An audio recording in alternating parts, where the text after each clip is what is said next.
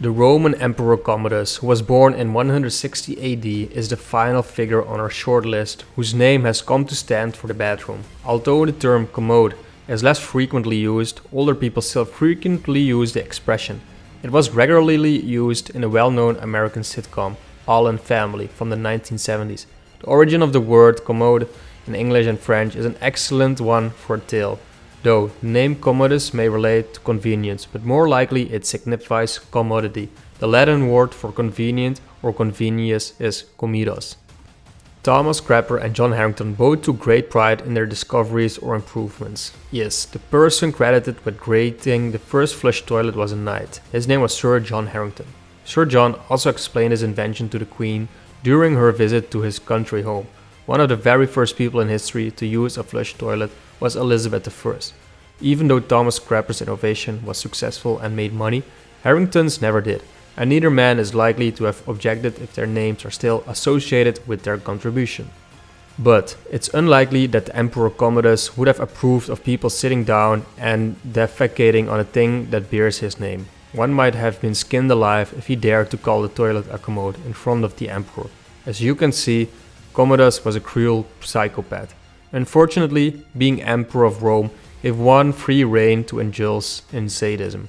And Commodus did so to great pleasure. That is, until the Romans became tired of his vicious behavior and killed him at the age of 31 in 192 AD. From 177, Commodus governed Rome. He shattered the throne for the first 3 years of his reign with his legendary father, Marcus Aurelius. The collection of essays by Marcus Aurelius, Reflections of Marcus Aurelius, a virtual handbook to those who wish to live a calm, stoic life of moderation, is highly recognized today. As a result of his achievements, including enlarging the empire's boundaries and boosting Rome's economy, Marcus Aurelius has come to be regarded as one of the 5 good emperors. Commodus, whose birth name was Lucius Aelius Aurelius Commodus, may have had an inferiority complex since he was aware of or felt that he would not be as famous as his father. He might have been one of history's innumerable spoiled princes who was never told anything, especially considering how frequently his stoic father was absent from running the empire. He could have had several mental illness as well. We'll never be able to be certain, but he might have been all 3. Commodus is known to have perpetrated numerous crimes against us, perhaps not crimes against him. Some people relate Commodus to the early Roman Emperor Nero, who ruled from 37 to 68 AD. Nero is still regarded as one of history's most cruel emperors, and he was killed by his slave towards the conclusion of his life. The Senate had recently declared him a public enemy due to his strict leadership. Commodus was likewise vicious, and a champion wrestler finally choked him to death, a murderer that his advisors planned. Both emperors considered themselves to be artists. Nero was renowned for dressing as a lady and giving public concerts. The performances were allegedly dreadful, but no one applauded them, although his crudeness made his aristocratic contemporaries uncomfortable. Commodus also enjoyed singing and dancing and thought of himself as a comedian. He also fought with skilled slaves or other gladiators and thought of himself as a brilliant gladiator, but never in front of an audience. Though it is believed that Commodus was a competent gladiator, how unfortunately for the slave or slave who prevented the emperor from winning. The applause was likely appropriate and necessary once more because it is possible that also performed and acted out renowned gladiatorial fights in front of friends and family in private. Commodus is said to have executed his first man at the age of 11. Commodus thought that the slave's bed had not been heated sufficiently. The slave was to be thrown into the furnace that heated the water, but some cunning slave substituted a sheepskin. Commodus thought the slaves had obeyed his command after smelling the burning skin and hair. Nothing could be further from the truth than how Commodus is presented in the well-known film Gladiator as having a crush on his sister Lucilla. Lucilla married a young and developed dislike for her brother, not because of an incestuous relationship, but rather because he was a bad dictator who destroyed the Roman economy. She also desired to be an empress and govern alongside her husband. Commodus was accidentally killed in an attempt to kill him, and to make matters worse, the would-be assassin yelled, "Here is what the Senate delivers to you," as he lunged at the emperor. Commodus, already extreme paranoia, was sparked by his exclamation. The would-be murderer was presumably crucified to death. Lucilla was banished to the stunning island of Capri, but she would only reside there for a brief period. Commodus dispatched a guardsman to murder her. Amazingly, even though it was his nephew who attempted to kill the emperor, Pompeianus, Lucilla's husband, was permitted to calmly retire to the countryside. One of the emperor's closest advisors and friends was killed by 2 Praetorian guardsmen who were also implicated in the attempt, which caused Commodus to react angrily. A guardsman turned on the other, accusing him and the other men of plotting additional assassination attempts on the emperor. Commodus executed these men. Commodus was not entirely illiterate, and he learned that a small group of senators had plotted to assassinate him. As a result, he began what is now known as a purge. Commodus surrounded the senators he thought were involved in a murder plot with his troops and guards. Many people weren't guilty, but a few were. He frequently gave orders to have their bodies discarded on the ground of the Tiber River, with the heads mounted on pikes. The adult son of one of the senators assassinated by the emperor, Sextus Condianus, wisely escaped the city because Commodus feared that Condianus would later seek retribution. Condianus had been spotted throughout Italy in disguise, waiting for the appropriate opportunity to attack.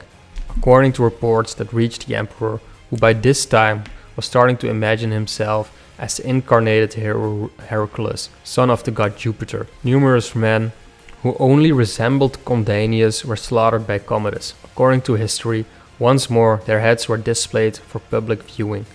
Condianus were not that important to anyone but the emperor, even though no one is certain if he was eventually apprehended or managed to escape the emperor's grasp. Commodus loved gladiatorial fighting, as we've probably already mentioned, but while he did maim and kill men in secret, this never took place in public. He participated in private chariot races for the same reason that this was likely regarded as beneath his status. Both events were likely regarded as being beneath him. In the open, Commodus utilized blunted or wooden weapons. He displayed his skills and purported mercy to make sure everyone recognized who held authority in Rome. Commodus made generals and senators attend his battles. Additionally, they regularly had to shout their support for the emperor. However, Commodus instructed the soldiers to sing, "You are Lord and you are first of all man. Most fortunate you win and win. You will. From time everlasting Amazonians. You win since it was humiliating enough for him." The Roman historian Cassius Dio gives us 2 peculiar Commodus events in one.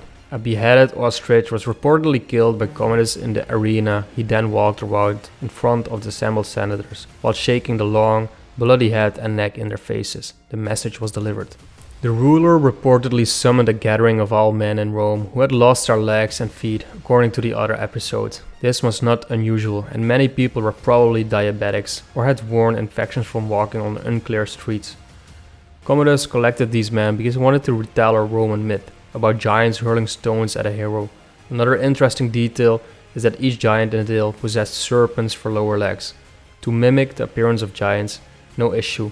Commodus connected serpent's tails to the man's remaining hips or legs. It's unclear if the full serpent was used, but either way, it was unsettling. The myth claims that the giants threw heavy stones at the hero, but Commodus gave the poor man sponges to throw instead of rocks so he wouldn't get hurt. After they had each thrown their sponges, Commodus bludgeoned the guys to death. Commodus went insane just before he died, probably hastening it. He named Rome as the new colony of Commodus, or Colonia Lugia Aela Nova Commodiana. He compelled people to refer to him by novel and unusual names such as Amazonius or Exuperatorius. People today would refer to Commodus as an unstoppable fighter with superhuman strength, yet today Commodus would undoubtedly be imprisoned.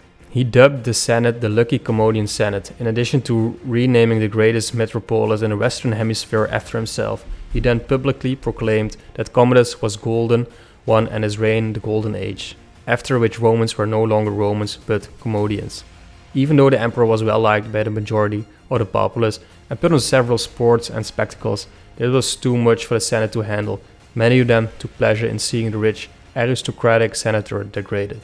Finally, a plot for the killing of Emperor's mistress Marcia was devised. The younger wrestler we discussed previous visited the emperor while he was trying to recover in the tub and strangled him. She had poisoned his wife one night, but Commodus threw it up by saying the heat had made him sick and weak. General Pertinax was chosen by the Senate to succeed Commodus, but the death of Marcus Aurelius brought about a period of civil unrest. Pertinax worked at the workplace for just over 100 days in the same year, for other emperors came after him. By the time of his death, Commodus was so despised that the Senate commanded that any reference of his name in public be suppressed. Throughout the empire, momentous honoring him or bearing his name were demolished or altered. Cast the gladiator into the charnel house, the Senate ordered. According to Cassius Dio, let the person who killed the Senate be pulled by the hook. Let the killer be dragged through the mud. These were some of the cruelties caused by the Roman Emperor Commodus. Make sure to like and subscribe or Commodus will come for you. Also, make sure to click this video you see on screen right now to keep on watching stories of cruel emperors of the past.